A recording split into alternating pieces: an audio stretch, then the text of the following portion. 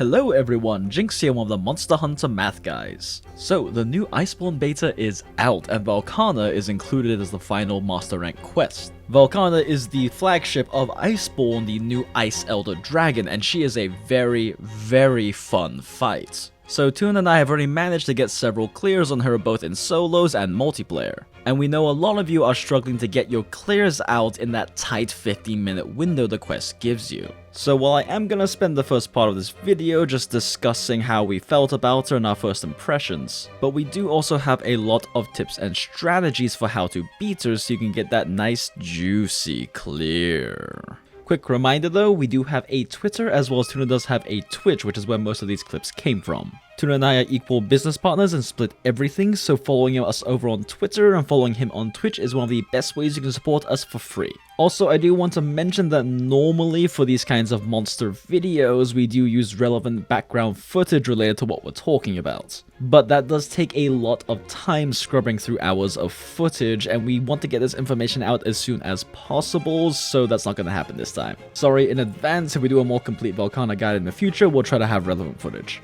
Also, y'all seem to enjoy the whole blooper at the end of the video thing, so there's one at the end of this one too. So let's start off by talking about Tuna and I's first impressions of Velkhana. Both Tuna and I agree that she is well designed in our opinions. Now she does of course have aerial combat you have to deal with, she has plenty of AoE you have to learn how to deal with, and she also has a rather high attack tempo. Oh, and like everything she does gives you Ice Blight. All of these things combined make her rather challenging to tackle. But challenging doesn't mean poorly designed. Yes, she has a high attack tempo, but it doesn't mean that she has an Arc-Tempered Nerg Papega Slam style jab attack. Yes, she does have a tail jab attack that a lot of people seem to be raging over because it does punish you for overcommitting. But similar to Teostra, if you position near the side of her neck, it can often just whiff you. And its hitbox is so small and pinpoint, if the step-in on your weapon's attack is strong enough, you'll just avoid it. On Switch Axe at least, I very often just dodge it by accident because I'm comboing and the step-in is making me move forward. So it's definitely no Papega Slam, and it just feels like a much more fair mechanic.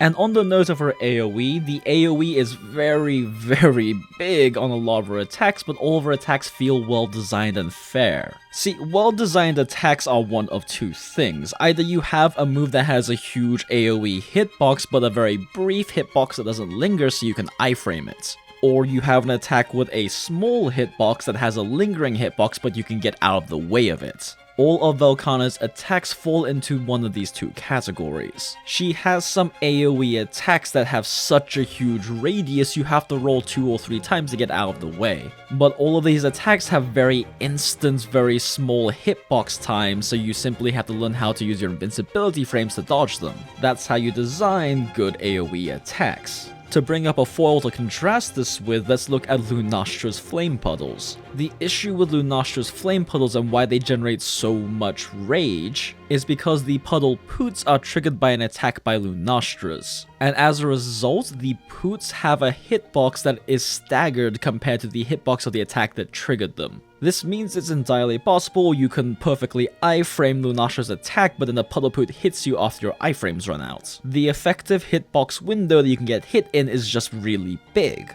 But the AoE of the puddle poots is so big you can't get out of the radius in a single roll. And you have to be very close to frame perfect with your iframes to dodge both the attack and the puddle poot, and in some situations it's staggered so hard you can't even iframe it. This is a poorly designed attack. Unless you have a weapon with a shield or a guard point mechanic like longsword, you don't have any options to defend yourself. And the option you may have is so tight to time, it's just unrealistic to expect to do it consistently. Now, the flip side of this is that Velkhana does have some attacks that have very strong lingering hitboxes. For example, her turn tail jab lingers for such a long time you can get hit by it well after her stab finishes. However, this move is so pinpoint, as I mentioned earlier, you can easily roll out of the way of the attack. The only move that really doesn't fall into either of these categories that Velkhana has is going to be her charge attack. It's the same one you see Teostra and Kushala doing, and it has a similar issue with fat lingering hitboxes. But her particular version is a lot snappier. At least so far, I haven't seen her charge into a wall and continue charging into it, creating a constant giant hitbox like Kushala does. Normally she'll just charge and then end her hitbox by snapping 180 and facing you.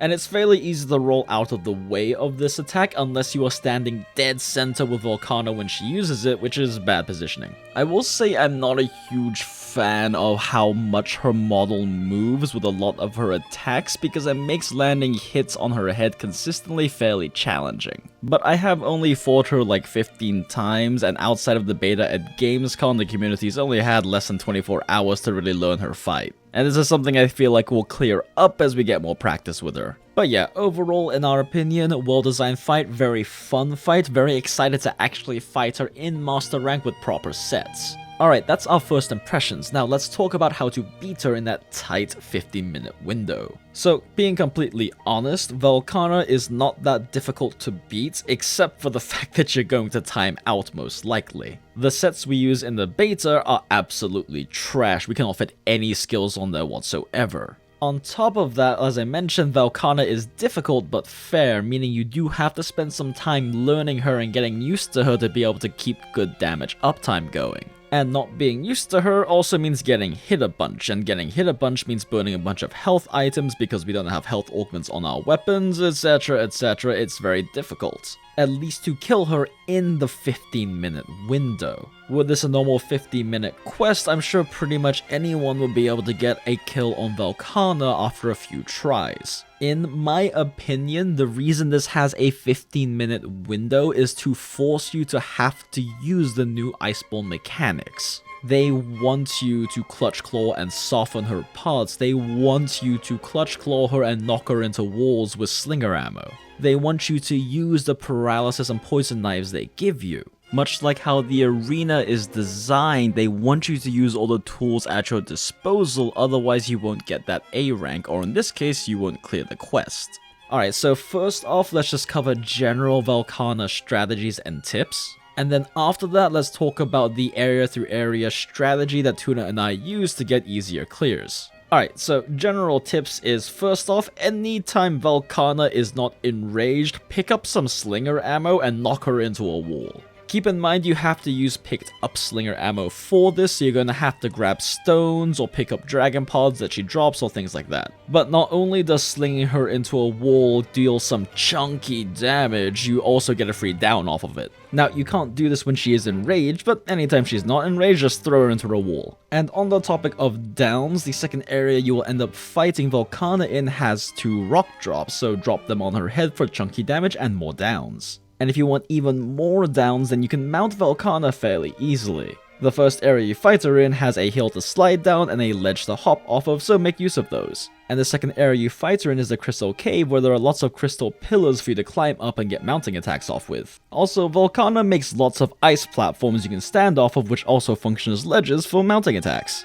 Also, don't forget you do have para knives you can use to get 1 paralysis off even solo. And you might as well also use your poison knives to just get a free poison off too, it's extra damage. And final advice on downs, you know how Velkhana has all of this ice armor all around her body? Well, if you deal enough damage, you'll break it. Now, we definitely don't know all the mechanics behind what breaking her ice armor does, but if you break the ice armor on the whole body, so on her head, on her body, and her tail, she will do a Devil Joe style drama queen knockdown. And this lasts for a long time. This might be fairly difficult to get in a single player hunt just because pressuring her tail is fairly difficult solo. But in multiplayer, definitely something you might want to aim for. Now, on the topic of not downing her, flashes function on Velkhana the same way they do on Lunastra. The flash will bring her down to the ground, however it will not dunk her. So she won't be lying on the ground flailing about, she'll just start attacking in random directions because she's blind. To be honest, Velkhana spends such little time in the air, it's questionable whether it's even worth using flash pods. In fact, if she takes to the air, we now have Clutch Claw, meaning you can easily grapple onto her and hit her while she's flying no matter what weapon you are. And if you are going to Clutch Claw onto her, always aim to Clutch Claw Velkhana's head. There are only 3 attacks Velkhana can do that will knock you off of her head if you're Clutch Clawing it. Now, she has a giant moveset, so this means the chance of you getting knocked off if you commit to a Clutch Claw attack on her head is relatively low. In fact, Clutch Clawing her head is so effective that the new ZSD on Switch Axe is insanely strong against Velkhana. So strong, in fact, that there is a 5 minute 13 run against Velkhana right now using Switch Axe. I don't speak Japanese, so I don't know the name of this speedrunner, but link in the top right and description to the video. So yeah, head clutch claw attacks, very effective. Also, moving on to a question that we have seen a lot, should you handle this in solo or multiplayer? The answer is probably solo, but multiplayer has its advantages. So Fahmeux, one of the members of Team Darkside, posted this little bit of testing they did on the health for Velkhana. So assuming that the rock drop damage does increase in proportion to the health gain depending on how many players in the quest, as it does for everything else, the multiplier for health for Velkhana in a duo is 1.977, for 3 players is 2.95, and for 4 players it is 3.687, which means that all 4 players have to be pulling their weight. However, on Velkhana, most of her body parts have pretty decent hit zone values, and breaking all of the ice armor she has does cause her to do a Double Joe style drama queen fall. To be honest, in solo it's pretty hard to get this to happen just because it's hard to keep up attack pressure on her tail when she's constantly trying to face you. And because she's a very high attack pressure monster, it's a lot easier to deal with that high attack pressure when there's split aggro. So if you can't manage to handle this solo after several attempts, maybe try to find 3 other skilled hunters to work with. Tuna and I did do about 10 different runs with various viewers of the streams, and we only ever had 1 failure the entire time, and that was because of carting out, not because of timing out. Few other neat general little tips: you do need guard up for her beam attacks that come from her mouth, similar to Arctempered Xeno. Fortunately, guard up exists on the Dire Wolf chest, which also gives you the attack boost, so you know, use that. Also, when she leaves little ice patches on the ground, you can actually slide off of that, which is very useful for things like dual blades, so you can get free Beyblades off. And if you are really struggling to survive against Velkhana, definitely recommend running the Legi armor set because it has high ice resistance and evade window 3. Combine that with the ice resistance charm they give you, as well as eating for elemental resistance medium, and you have a lot of ice defense. As we mentioned in our canteen guide we recently put out, elemental resistance is very efficient for point to damage reduction. In fact, even if you don't use Legiana's set, simply eating for elemental resistance medium along with using the frost charm should put you over 20 ice defense. At over 20 ice defense, you no longer suffer from ice blight, which is part of what makes this fight very challenging. And on that note, you should probably be running the Ice Mantle because a lot of Velkhana's attacks are ice based and it'll save you a lot of damage. As for the secondary tool, I normally use Rocksteady because it lets you make some more aggressive plays earlier on in the fight. But Glider Mantle and Health Booster can be very good in multiplayer environments to get some more mounts off or to get some more healing out. Also, when Velkhana uses her quick laser mouth attack, she likes to do it twice, so be prepared to dodge it twice. And as for her tail jabs, depending on positioning, she'll use 1 to 2 of them, but when she is enraged, she will use up to 3 of them in a row, so be prepared to dodge 3 tail jabs in a row. Also, Velkhana's biggest AoE attack is going to be the one where multiple rings of ice explode upwards. This move functions exactly the same way as the ground slam hand exploding move that Arctempered Xeno uses. As we discussed in our Arctempered Xeno guide, the way that you avoid this attack is to essentially roll towards it after you see the explosion in front of you go off. There is a small gap in between the rings that you can stand in between, but it is a very small gap, so the spacing is a little rough. We recommend just rolling forward.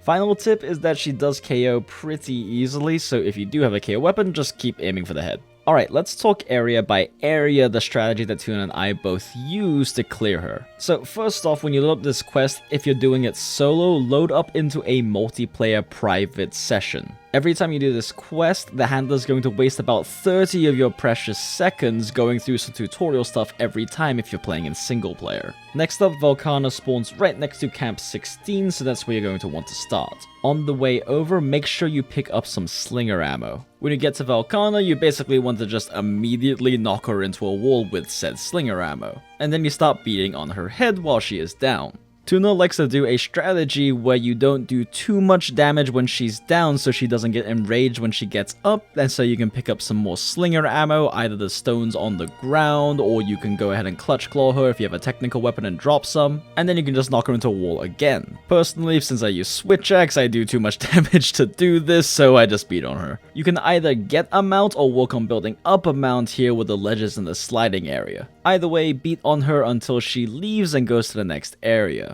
In the next area, you'll have 2 rock drops. Velkhana will start directly below one of them, but when you run towards her too close, she'll aggro and she can potentially run away from it. So you want to drop the rocks on her before she does this, but not too soon, otherwise you won't get as much time to beat on her. Because there are 2 rock drops, you'll want to try to pull her to the other one so you can get a second down and more free damage out. Remember, you do have pillars here that you can use to get mounting damage off and mounts off. Personally, if you're solo, I would recommend saving the mount for Area 3 because that's when the fight gets a bit more difficult. Speaking of Area 3, she's going to go to where Uragan rolls around as that final area. If you don't already have some, make sure you have some slinger ammo on hand.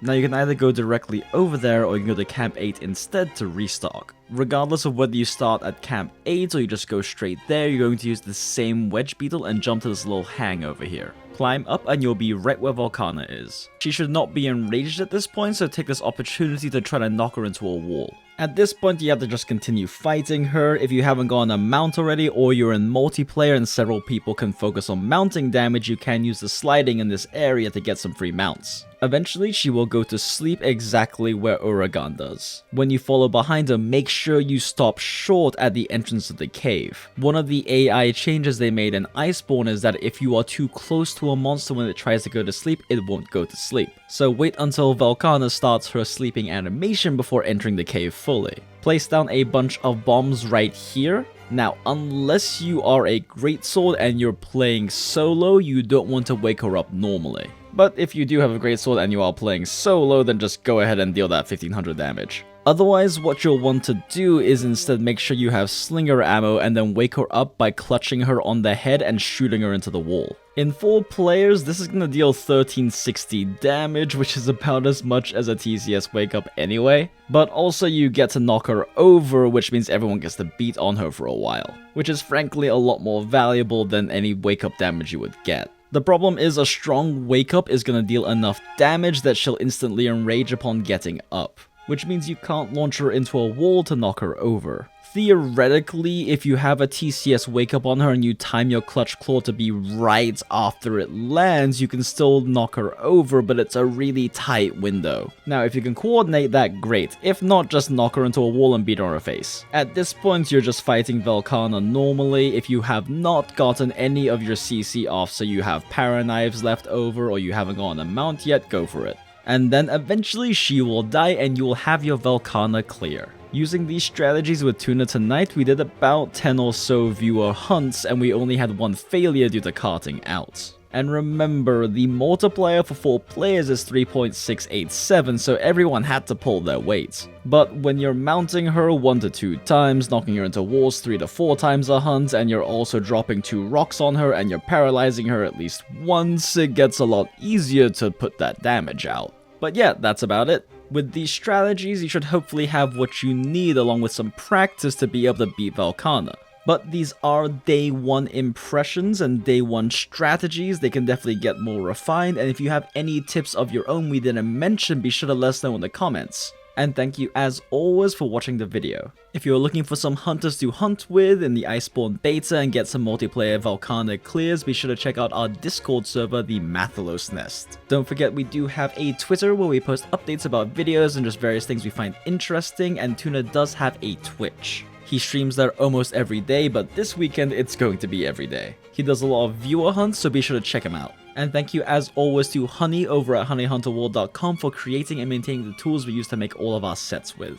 And also a thank you to Fahmeux over at Team Darkside for providing that information about Velkhana's multiplayer HP. Link to his Twitch, Twitter, and Team Darkside's YouTube channel in the description. And of course, none of this would be possible without the generosity of our patrons. So an especially huge thank you to Foray, Yoshi Cho, Flight, David Sternberg, XCLK07, Holcanis, Gilgi, Haika, David Ju Sinclair, John Cohen, Sinful by Nature, Warren Kios, Hensatsuken, Papa Slatch, Wed Manticore, Cap'n Big Brain, Milky Powder, Zamia Washington, Superfly, Bram Orsel, Roddy Raw Dog, Anti-Spartan, Martin, Lightweight, Javik, The Local, PB Livingston, Flagoblast, Jordan Petit, Skylar Yang, Miguel Lopez, Lupin, Mongus, Kumiko, Triple Agent, Augusta Oliveira, Karakis, Zarashi, Ryan Gates, Alan O'Dom, Baguette, Zimv, Cirkite, Brew, Billy Barthel, Mally, Yodi Cosmopara,